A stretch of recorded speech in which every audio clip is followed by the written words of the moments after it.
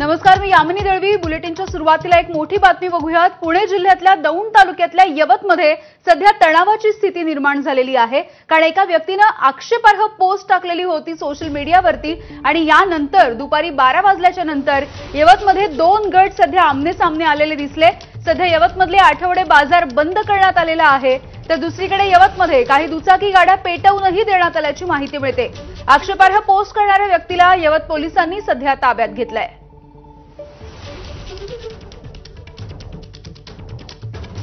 तर या तणावाच्या वेळची काही दृश्य सुद्धा आपण पाहतोय.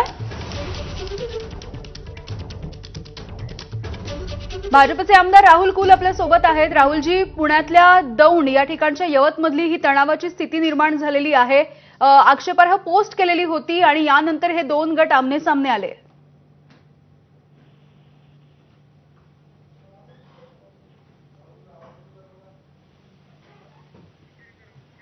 राहुलजी, माझा आवाज पोहोचतोय तुमच्यापर्यंत?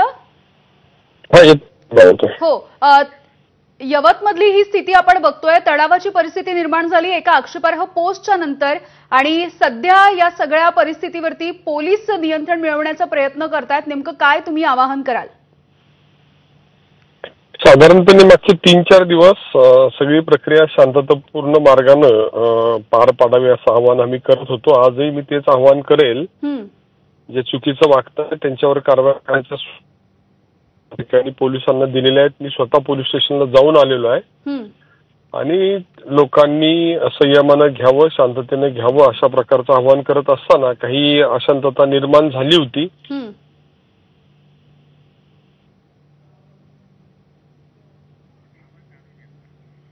आहे काही घटित घडू नये असा आमचा प्रयत्न आहे आणि आता सगळ्यांशी समन्वय करून पोलिसांनी स्थितीवर नियंत्रण घेतलेलं आहे.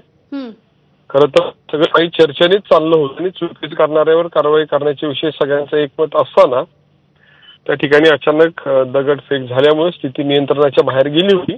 परंतु नागरिकांना निश्चितपणे मी आवाहन करेल की ज्यांनी चुकीचं केलं त्याच्यावर निश्चितपणे कारवाई होणंच आहे. ज्यांनी केलं त्यांच्यावर झाली आहे आणि पुढे सुद्धा त्याची काळजी आम्ही सगळे घेऊ.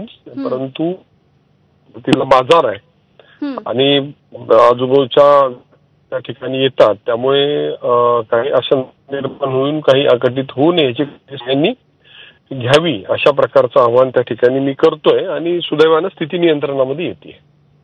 राहुलजी, ही काही दृश्य सुद्धा या तणावाच्या वेळेची समोर आलेली आहेत. म्हणजे पोलिसांना अश्रुधुराच्या नळकांड्यांचा वापर करावा लागला. हे जो जमाव होता तो आमने सामने आला. दगडफेकीच्या काही घटना आहेत. काही दुचाकी जाळण्यात आल्या आहेत, गाड्या फोडण्यात आल्या आहेत. सध्याची काय नेमकी तिथली स्थिती आहे? मी सांगितलं की सकाळी अस्थिरता, थोडी अशांतता, आता स्थिती नियंत्रणामध्ये येते आणि सगळ्या प्रकारच्या समाजाच्या लोकांशी संपर्क करून आम्ही पोलीस प्रशासन सगळे त्या ठिकाणी स्थिती नियंत्रणामध्ये आणण्याचा प्रयत्न करतोय. त्याच्यामध्ये यश येतंय आणि तरी तिथं स्थिती नियंत्रणामध्ये आलेली असल्यामुळे आता पोलिसांनी त्या ठिकाणी. बरं राहुलजी, तुम्ही म्हणताय की तुम्ही स्वतः पोलिसांसोबत बोलता या परिस्थितीच्या संदर्भात आणि तुम्ही स्वतः लक्ष ठेवून आहात. ज्या व्यक्तीला ताब्यात घेण्यात आलेला आहे या आक्षेपार्ह पोस्टच्या संदर्भात, त्याविषयी काही माहिती कळू शकली आहे का?